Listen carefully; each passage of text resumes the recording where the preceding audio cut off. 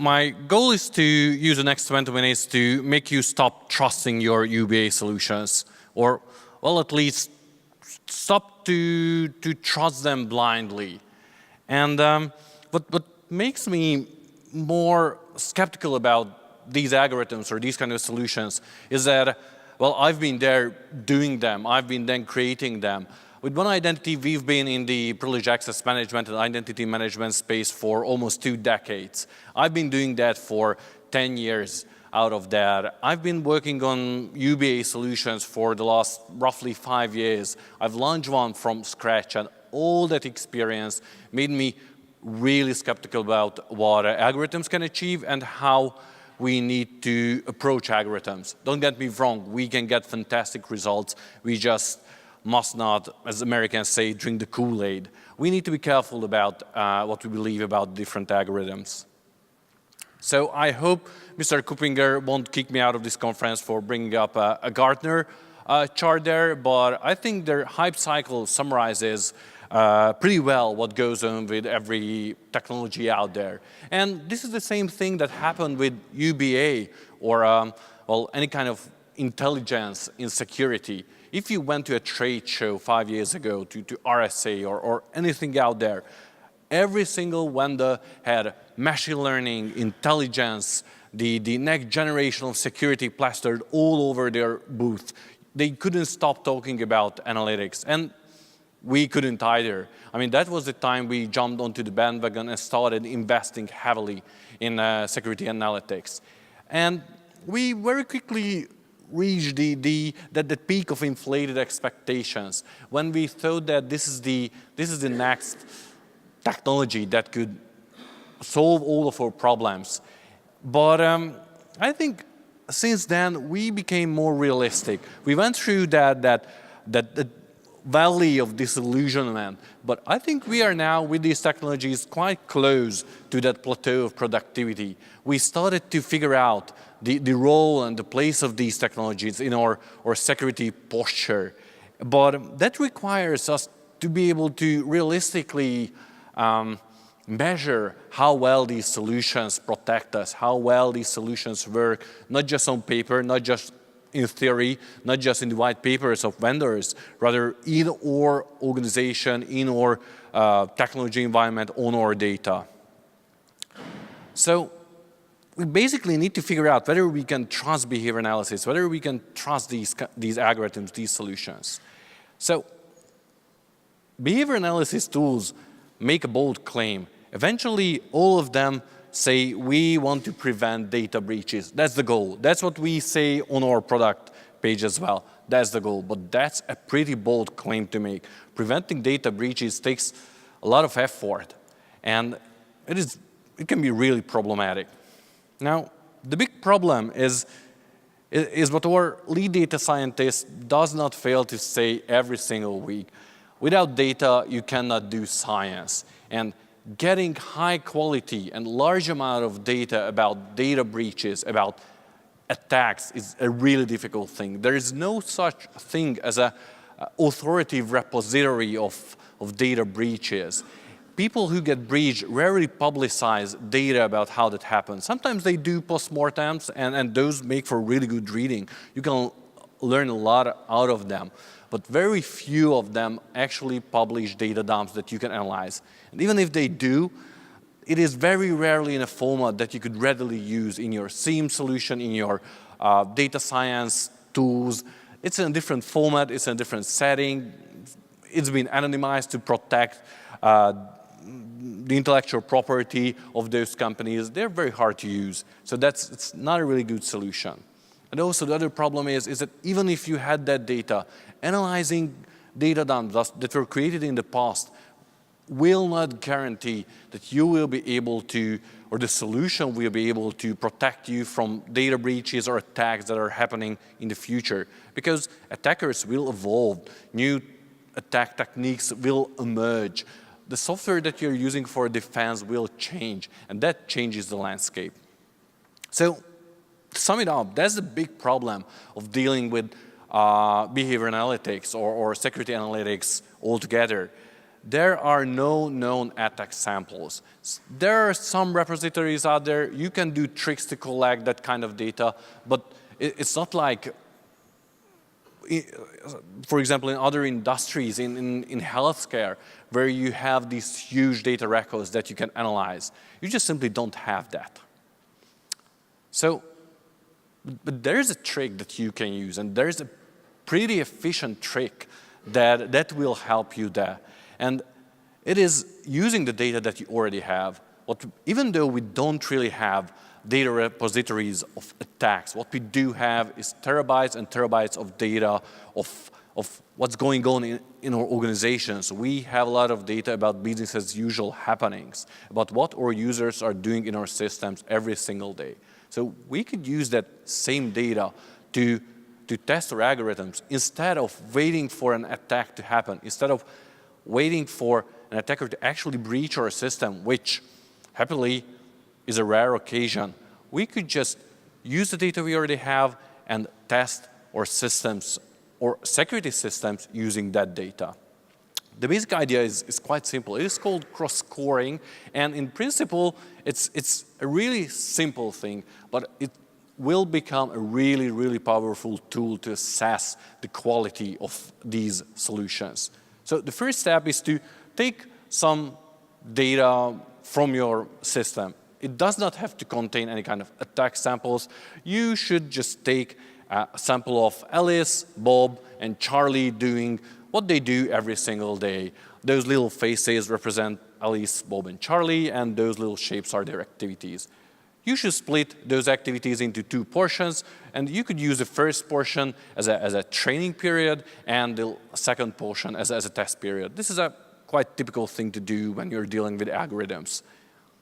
Now, the next step is to use the algorithm that you want to test, use the solution that you want to test, use a behavior analysis solution that you want to test to build a baseline using the data in the testing period. You should build a baseline for Alice and Bob and Charlie as well. Now, the next step is to compare activities in the test period to the baseline.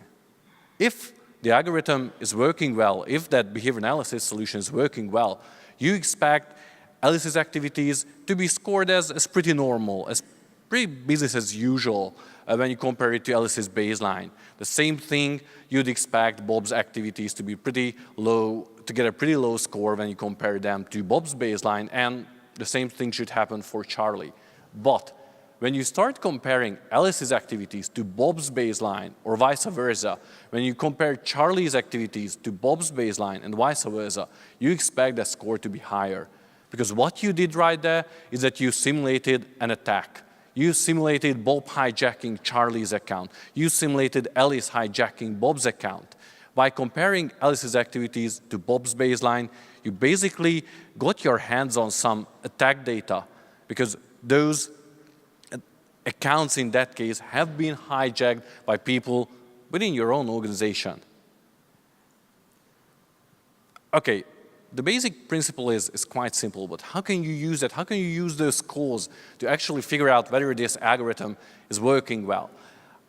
You can apply the same principle to basically any kind of algorithm that you would use in that case. You could use the same principle to assess algorithms that learn when a user is typically active, what kind of applications they are using, what kind of data points they're accessing, what kind of biometric attributes they have, how are they typing, how are they using their mouse, which is their physical location, what is their physical location.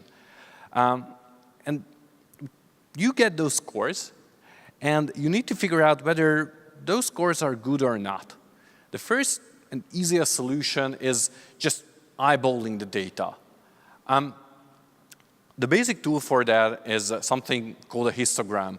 I think most of you have seen charts like that, but I just go through the basic idea behind that. The horizontal scale shows the score that the algorithm gave to a given activity. So scores on the left-hand side mean that the activity was business as normal. It was perfectly usual. The algorithm said that this is what this person is doing. Alice is doing what Alice is normally doing. Whereas activities that got the score of 100, activities that are on the right-hand side of this chart, are what the given algorithm thought to be highly unusual. Alice is usually working in the middle of the day. Now it is in the middle of the night. She's typing in a different way, those kind of things. And the vertical axis of this chart shows how many activities got that given score. Now, using that approach, you can assemble this chart. And you could assign these activities into different groups. So in that chart, what you can see is that the own activities of Alice, what we know to be usual, get scored pretty low. Those are the blue activities. Most of the activities that were done by Alice got a score between 20 and 40. Now, most of the activities that we know are unusual got a pretty high score, around 80. There's that peak around 80. So looking at this chart, you can see that, well, most algorithms that should have been, or most activities that should have been categorized as low, were indeed categorized as low, as business as normal. Whereas most activities that we know should have been categorized as unusual were indeed categorized as unusual. So this algorithm seems to be doing its job. Now, here's another example, another algorithm, which categorized normal activities even lower. Almost all of the activities that we know are normal got a score at around 10, for example. Whereas activities that were introduced as unusual indeed got pretty high scores. So this algorithm seems to be even better. But here's an algorithm that is not performing that well, because as you can see, the activities that should have gotten low scores got pretty high scores. Those are the blue ones that can be seen all the way to the right. Whereas normal activities that should have gotten quite low scores got pretty high scores. So in case of this algorithm, we even would have been better off if we just swapped the scores. So this algorithm is not performing any well. Okay, it's a pretty good thing to be able to look at these charts and quickly figure out if the algorithm or the behavior analysis solution is doing its job. But it's always better to quantify things. It'd be really good if we could associate a number with how well a given algorithm works on our data set. There's a very widely used metric called AUC, which stands for area under curve on the receiver operator characteristics charts. It's a really simple figure. I won't have time to go into details about that, but just look it up on this Wikipedia page. But what it basically does is that it quantifies these results. For example, for the algorithm that I showed on the first chart, the AUC score we could calculate was 0.86, which is pretty good. And